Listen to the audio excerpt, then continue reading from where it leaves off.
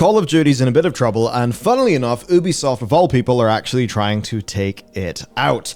Yes, with Defiant, and as much as a lot of us might be suspicious of that, they are saying a lot of the right things. I mean, if you say just the words, skill-based matchmaking, there will be reactions, and Ubisoft have realized, hang on, we can say no skill-based matchmaking, and suddenly, people will be very happy indeed. So, obviously, the opening is any form of softness within Call of Duty that will let somebody crowbar their way into that community, get the jaws of life, open it up, and suddenly COD is no longer dominant. So, Call of Duty should be comfortably dominant right now. Modern Warfare 19 was a humongous success. Vanguard managed to not kill the franchise, which at least is good, but more importantly for them, Modern Warfare 2 is in fact the fastest selling entry in the series. It was massive, right? Like it was on Steam, it was pretty much everywhere, its reviews were pretty good, certainly mixed with players on Steam. But honestly, for a lot of these big franchise games, that's actually kind of expected, I'd almost say. But the thing that a lot of people are looking at is in a world where Apex Legends is just going up and up and up and up, Call of Duty is falling down. And this is pretty relevant because Call of Duty Warzone 2 is their big battle royale. And a world where Apex is kicking their teeth in is certainly quite an interesting one. And we talk about this in the context of other people coming for Call of Duty, as well as Defiant. Apex is also setting itself up to be a bit of a platform going forward, not just the Battle Royale that many people know. It actually has a COD-style team deathmatch that people are saying is really fun. I mean, it would be. It's Respawn Entertainment. They've got the same lineage as Call of Duty Modern Warfare and Modern Warfare 2, the first one, right? So when we go to that, you see that they've fallen down to, their all-time peak was just shy of 500,000. Now they're at 120k. And that actually is a fairly protracted dip for the sort of game that ideally for Activision really is a live game. Now that being said, they still are in the top region of the Steam charts. 120,000 concurrents is absolutely nothing to shake a stick at. But we are in a world where there's quite a lot of negative buzz surrounding Warzone. There is quite a lot of skepticism within the community, and today that is what we are going to dive into, because I think as the Microsoft acquisition and many other things go to show us, Call of Duty is an absolute titan of this industry. I suppose much like FIFA, they cannot be ignored, even if you're not interested in them.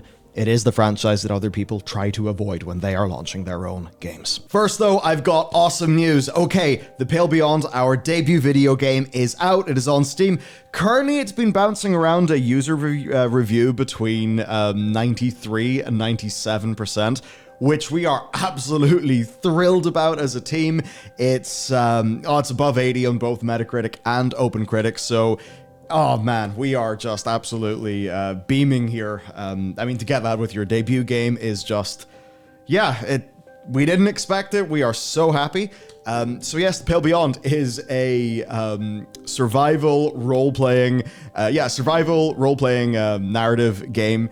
I would say very inspired by the heroic age of Antarctic expedition, the Terra Nova expedition, the Shackleton, oh man, the sailing of the Endurance, all that stuff, and man, yeah, so as a game, you'll be managing resources, managing your loyalty with all your different characters, making all those choices. We've got big narrative moments. I have had reports of people crying, which is a very big win. We are all I know it sounds a bit weird, but we're very happy that certain scenes have landed.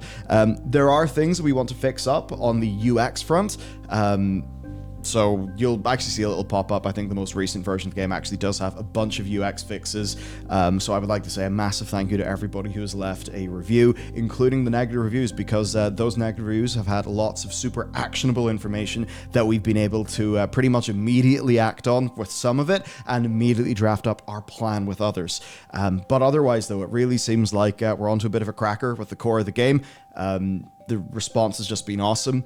That we can ship with a few grumbles, but still be sitting there in the 90s on Steam, and people really getting that strong emotional experience. It is just absolutely massive. The team have done such a good job. It's a real testament to the years of work. So if you would like to support what we are doing, then I would just say, hit up the Pale Beyond, hit it up on Steam and leave an honest review. That's the best that I could ask for. If you do have any suggestions or any gripes or things like that, let us know, because right now we are just in the full mode of get feedback, think about feedback, draw a plan, act in feedback, because that's what it's all about.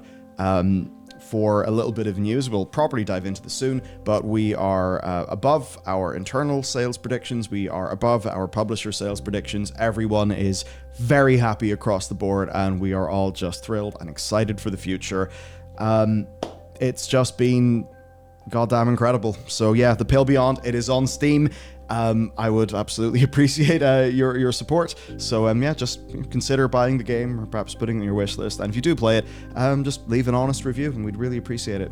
Okay, with that, back to the news. This is fun. So then, talking about the new normal, right? You don't want your fans sort of spamming this meme about the place, right? I can't wait to spend $80 on a new COD. It'll have the best post-launch support ever. You said the same thing last year, but it didn't turn out to be the case. But don't worry, this time it's different. Wow, they almost feel like World of Warcraft fans. I mean, to be fair, I think this is something that I think a lot of people feel when you're playing video games. It's all the same shit, especially in AAA. It's all the same shit time and time again. But, that hasn't historically mattered to Call of Duty. It's still going strong, but we're in a different, game now. The playing field is a little bit different. Effectively, it's showing its soft underbelly, and there's a lot of people poised with their swords and their daggers to try and split that open. But I think Activision are starting to really making the same mistake time and time again. Other people are learning, and that's what I think is interesting, because it used to be everyone in the industry made the same mistake consistently. Okay, sure, it's all just bad. You can't outperform Call of Duty if you're worse than it or the same. But now people are doing better, people are doing smarter, and that's just going to mean that if they don't shape up in some capacity, what they have as their dominance is slowly going to go away. And I think it comes down to, now obviously there is a bit of I think it's a documentary where Arnold Schwarzenegger completely destroys this logic entirely. But the classic wisdom is, the wolf at the top is eventually going to be dethroned because he's not hungry. It's the wolves at the bottom are the hungriest. So they'll ultimately get that cycle of, you're on top. You don't have the ambition to be on top anymore because you've already achieved it. Get taken over. And it's been a while, so I'm sure that's going to come eventually. Yeah, and I think the true weakness that they've exposed for themselves is, of your Apex Legends, right? You're building your game better and better and better every single year. Whereas because they obviously do want that big release every year, ideally upsold to $80 or $90 via a digital deluxe edition, because they want that, they actually have to do a lot of work that doesn't really stand to their future. While a lot of their competitors are just building decade games like Apex, even the situation between Warzone 1 and Warzone 2, where Warzone 2 went in a different direction, people didn't like it, and when you look at the updates that are happening to it, they are moving a little bit more back to a Warzone 1-like experience. And in a world where Warzone and the premium game are so tied to each other, this really is all something that opens them up to risk. If there is a Call of Duty, premium game that is tied into Warzone and the premium game doesn't do as well, Warzone suffers. That happened for Vanguard as a perfect example. But when you even go to basically to Modern Warfare 2, pretty rough actually in the content side. So Season 1 had 2 maps, but they were remakes. It was Shipment and Shoot House. And it's good to have them, but it's not new maps. When you go to Season 2, there are 4 new maps, right?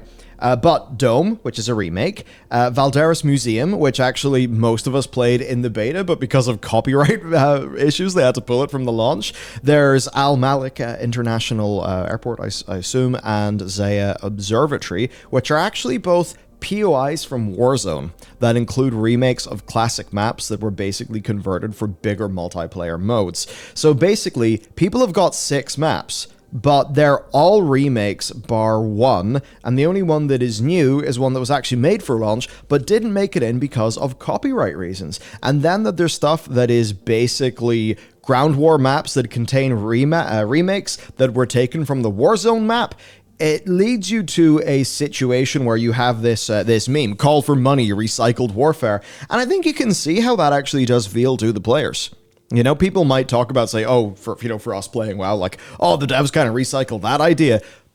But this is like thoroughly, those map designs, they have been through the content recycler 5 times. Yeah, that's the thing that I think is really fascinating when you think about content recycling. Because obviously, if you're anyone playing a game, content reuse, you want to see it. You want to see content reuse. You want to see devs being smart and efficient, because that means more content per dollar. You give me Crossfire and Ambush, I'll be happy. Yeah, but that only works if that's adding to an existing lineup.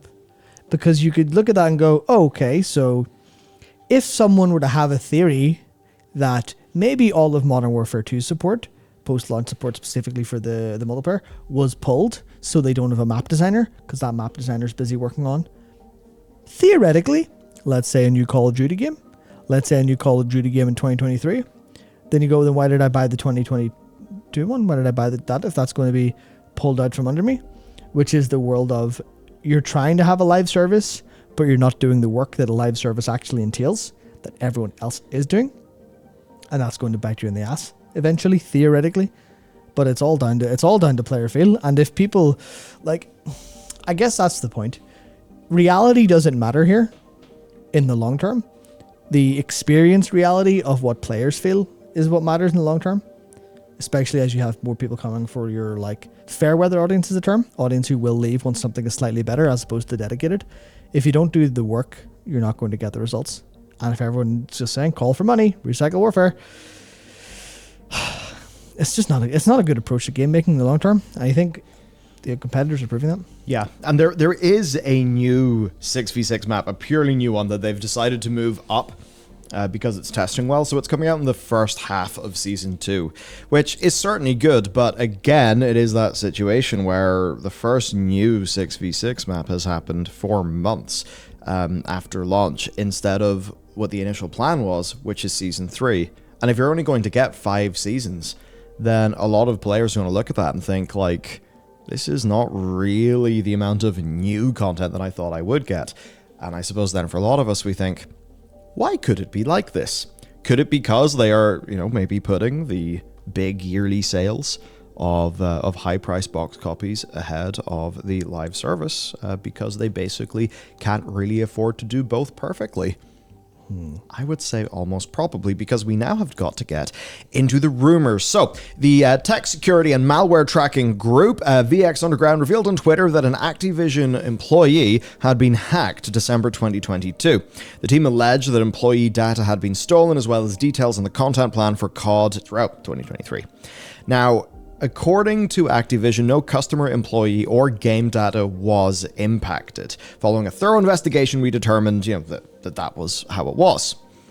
Now, it does seem that some info was passed on to Insider Gaming, that they were able to verify things as being accurate as of the time of the release. And this essentially was overall suggesting quite a lot less core content than I think a lot of players would have expected, right? So 7 core maps, some of which will likely contain rehashes of older maps that we're expecting. Haunting of Saba event for Halloween, 1 licensed operator every season, so a collab or a crossover. More gunfights, spec up missions, raids, and tier 1 events starting in Season 3. A small map with Season 4, similar to Shipment, and at least another 240 bundles. Lovely. Now, this is info from December, so liable to change, obviously. But again, for people who are kind of wanting core game mode stuff, they are seeing an under-delivery of that content in reality, and then you look at this leak, and they kind of do verify each other. Or at least it feels like they match up. And this is all pretty dramatic when taken in the context of what the hell COD 2023 is supposed to be. This is a truly bizarre one. Initially, people actually got a lot of hope. Bloomberg reported that they would be having no major Call of Duty release until 2024, right? So for the fans, that meant, wow, Modern Warfare 2 is back. We're going to be with it for 2 years. Hell yeah. It's just going to be good, stable-ass Call of Duty. Finally, we'll kind of get what we want.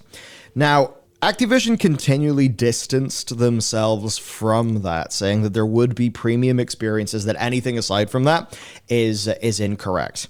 But again, this came from Bloomberg, who are generally pretty well trusted. But then the story changed, right? and it changed to it being some sort of premium release. It was essentially rumored to be a big expansion to Modern Warfare 2. That would essentially mean a new bit of single-player campaign and more maps. And to be honest, that's kind of good. I think for a lot of people after COD 2019, it was 19, then it was Black Ops Cold War, then it was Vanguard, then Modern Warfare 2. I think for a lot of people, though, they could see, Black Ops Cold War, a bit weird because it was in the older engine. Vanguard obviously was a bit more of a miss, and for a lot of people it's like, well, do you want a filler Call of Duty like Ghosts or like Vanguard? And they just think, no, I just want more of the one that I'm enjoying. I think for a lot of people they'd like that, especially the idea that you would be getting this big old single player thing, which is continuing the story for, I think, the segment of the franchise that narratively people feel kind of invested in, because at least it's a narrative that will carry throughout multiple games. Unlike Vanguard, which I think was supposed to kick off another sub-label within Call of Duty. I just don't really think it actually succeeded in doing that. So this was all pretty good. People kind of thought, right, we'll get content, but no. Actually, turns out there's been a change. There is going to be a full premium COD in 2023. As has been said here, Treyarch's game was planned for 2023. Early last year, they decided to delay Treyarch's game to 2024 and fill in the blanks with more Modern Warfare stuff from Sledgehammer. At some point, they decided to frame it as a full release. So seemingly, we're going to get Modern Warfare 2. As in, this is the second Modern Warfare 2, and we're getting an expansion to Modern Warfare 2. I have a feeling that the video game industry may be creatively bankrupt in some sense. That's frustrating, even if it's it's so complicated. It's probably just going to be a direct narrative sequel. It also could obviously be something different, but I think we would be assuming that it would be a little bit more tied in than you usually sort of get. Then the thing, though, is, like, what about the multiplayer content? What about Warzone? Is there going to be connectivity there? Is there not? For a lot of people, that's the sort of thing that they will be wondering about. If it's an expansion to the game you'll already be investing your time in, that means one thing. If it is kind of a new start, that does mean another thing. So, kind of hard to know, but overall, it does leave a lot of hardcore COD fans feeling a bit shortchanged. They essentially feel that they are under-delivering on the live service now, and that they have sacrificed really that live service and a lot of the long-term quality of things in order to rush out a full numbered Call of Duty this year. And of course, meanwhile, over in Apex Legends land, they're just continually making Apex Legends better. Yep, it's Activision doing what Activision ultimately do best, which is, I think, fear. It's fear and a lack of creativity and trying to do things by the book in the business sense, as opposed to take actual innovation and risks. Because I think they've done some good work over the years in video games, and obviously the Call of Duty games are beloved for a reason. But the fact that they're not willing to actually put their money where their mouth is for a live service and actually operate a live service as they should, as everyone is doing better than them, and they are continually going for the, no, we need the premium release. We just don't feel right if we don't get, our Q4 or Q3, whichever quarter it is for them, our massive wave of income from people buying the same game over and over again. Well, think about this. Gamers are in our prison, and we will continue feeding them the slop that they are on just out of, I don't even know why, but it is constantly being bought. Well, there's that brand loyalty and awareness, but here's the thing. They had Overwatch 2, World of Warcraft Dragonflight, Call of Duty Modern Warfare 2, all in a similar amount of time, and we saw that revenues were really, really big for the company in the fourth quarter of last year, but we also saw that income wasn't. Yeah. So they are burning a lot of cash. And if they're in a position where, their income wasn't maybe what they wanted, because even though they had record revenues, their costs were up, maybe they're in a situation where they just do not feel that they can allow that, that fourth quarter to not have a Call of Duty in it. It could just be that.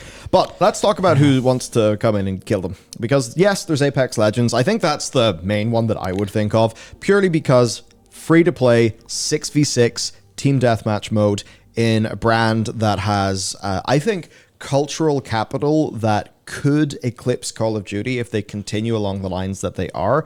The world of Apex, I think it's easier to have wacky characters and various different things. Whereas in Call of Duty, it's always a little bit weird when the campaigns are trying to be decently serious about what they're doing. Zero Dark 30. Yep. And then you look at, the operators and stuff, and it's like, oh, this is a cross promotion with, I don't know, with Demon Slayer or Dragon Ball, or I don't know, something, which feels a bit weird. Now, the other people who are trying to take him on is, of course, Ubisoft with Defiant, that had a closed beta that they are labeling as being successful, having 50% more players than expected. Now, as for the reason why, this is a game that is making a lot of promises that are specifically targeted at people, I would say, like me and like Connell, who's editing this video, emulating classic design choices for multiplayer, right? It wants to be the COD that you remember. Continuous lobbies between matches. Even though skill-based matchmaking wasn't COD 4, they're going to want to do away with skill-based matchmaking. Ultimately, it has turned into a bit of a meme within the community. I think it's one of those things where a lot of numbers suggest that skill-based matchmaking does actually end up producing better metrics. But the ability to go and do a big pub stomp, right? Just go into a match, be better than everybody else there, get like 3 deaths and 45 kills.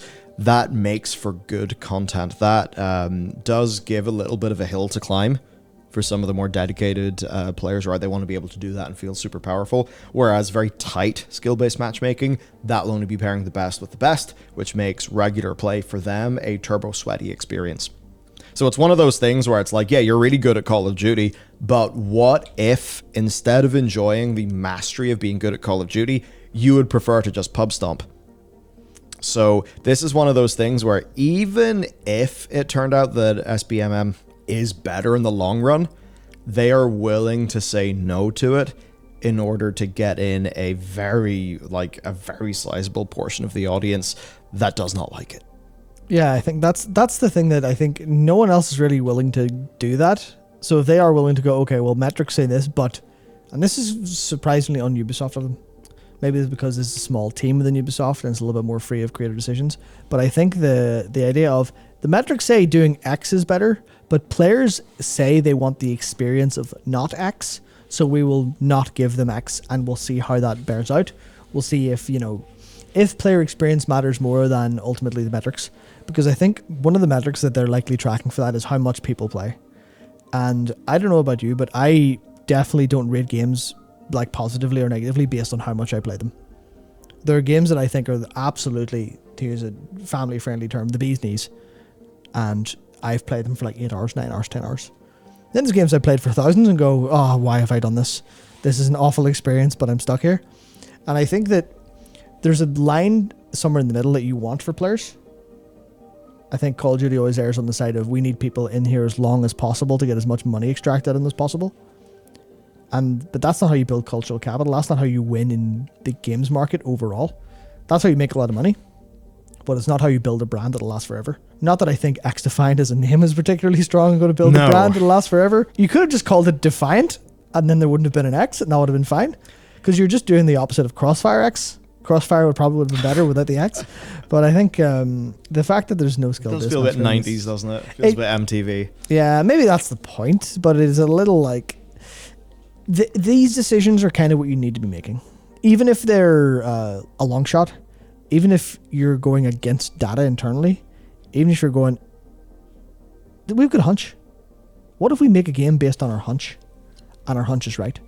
Because that, to me, would result in the exact opposite of Skull and Bones, which is what Ubisoft are clowned on more than anything else. Well, the thing with Skull and Bones is they're just a bit more humble and try to get that out a little bit more quickly when it was relevant, because Black Flag.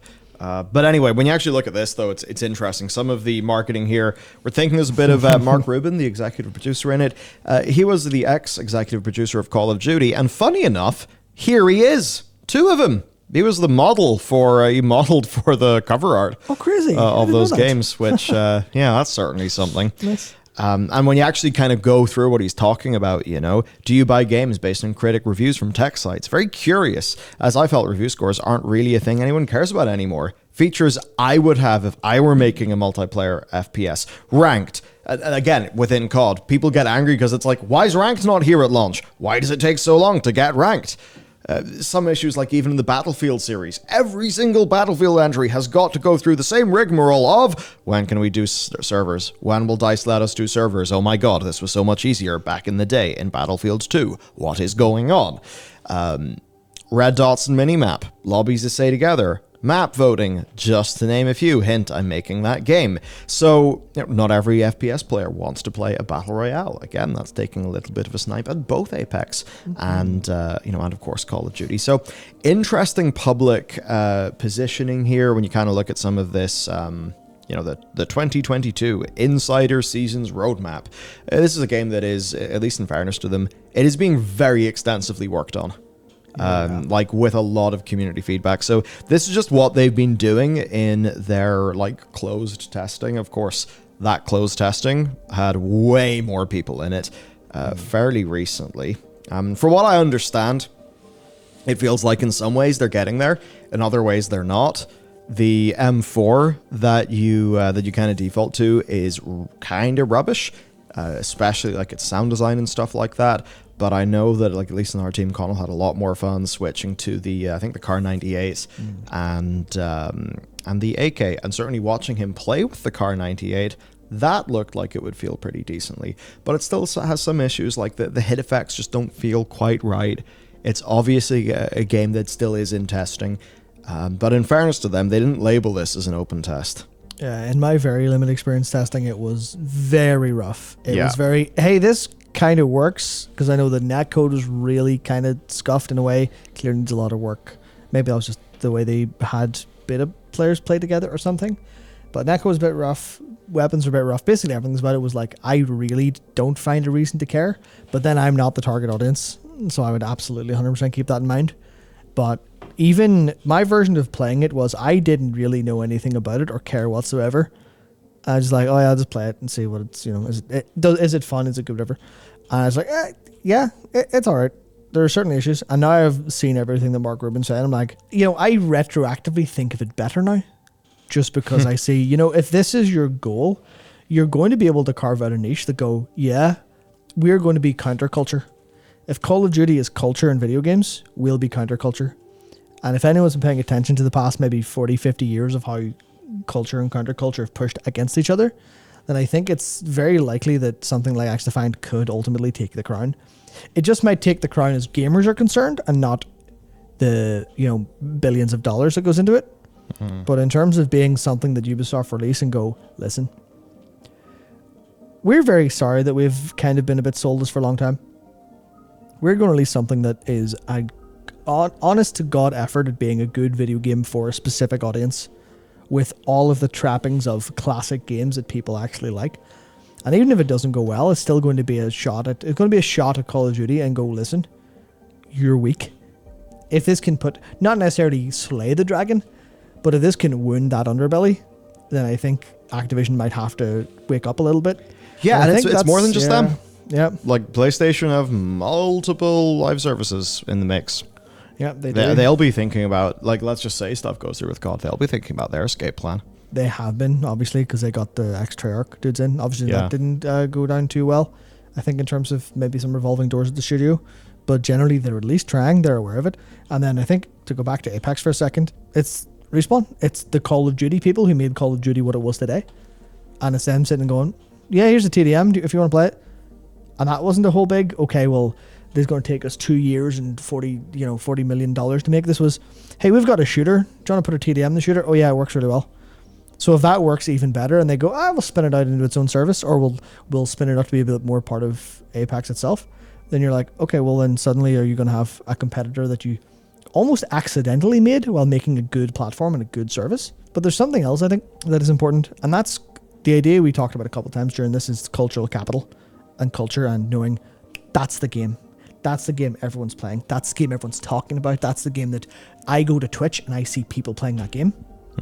Because if Call of Duty is down numbers, one has to imagine that those players are going somewhere else. And Apex is one possible option. But one option that I think is that's very different, but it's still a very large cultural game, and that's Valorant. Maybe you just want to play a game that has an effective ranked mode, a culture around self-improvement, a culture around playing better, a culture around mastery, and that's what Valorant has. Obviously, it's a different game, being basically CS with abilities. It's still something there that you could very much see people go to, and it'll also be, well, I know Call of Duty is technically quite okay most times, and it is scalable and stuff, but if you're a PC gamer, you're more likely to go hop to Valorant, I imagine, if you're unsatisfied with Call of Duty, because you've got all the options in the world. I think it runs demonically well. Yeah, and that's the thing. There are more. To go back to the hungry wolf analogy, it's maybe not even that. It is maybe sharks circling Call of Duty in the water. That's what it feels like at the minute, because Activision are making the same mistakes year after year, and someday that has to end. At least you would imagine so. Someday they're going to push their developers a little bit too hard, or even lose in the long term by getting developers to say, I don't want to make a new game every year. I want to go work on a shooter that's going to last forever. I want to have a legacy here. I'm going to go work with Respawn. I'm going to go work with Riot. I'm going to go work with Ubisoft. I'm going to go work with, I can't remember the name of the Sony studio. I think of Treyarch. Yeah. Again, the Treyarch games go till 2023. Oh no, they have to move it. And if you know the history of Treyarch having major cancelled campaign features in their games, which you, I think, can tell if you've played Black Ops 3 or 4, it's rough. And yeah, you just wonder how sustainable that is, especially when the COD ship is always rocky. There's always a few leaks. Even when the game comes out great, it does seem like they are sacrificing the future of that entry in the franchise in order to get the next $70 or $80. Yeah. It's tricky, but it does open the way up for competition. Competition means innovation, and ultimately that is good for us as customers. If there is only one game that's the dominating king of shooters for 20 or 25 years, then I think that's not particularly ideal for any of us. Sure isn't. So that's it for today. Right, check out our documentary on actually getting our game published, the journey that we went on as a studio. I think you'll love it. I'm so happy with how it turned out. And of course, tomorrow, The Pale Beyond is out. That's the 24th of February, so hit it up in Steam. That's it for me. See you next time.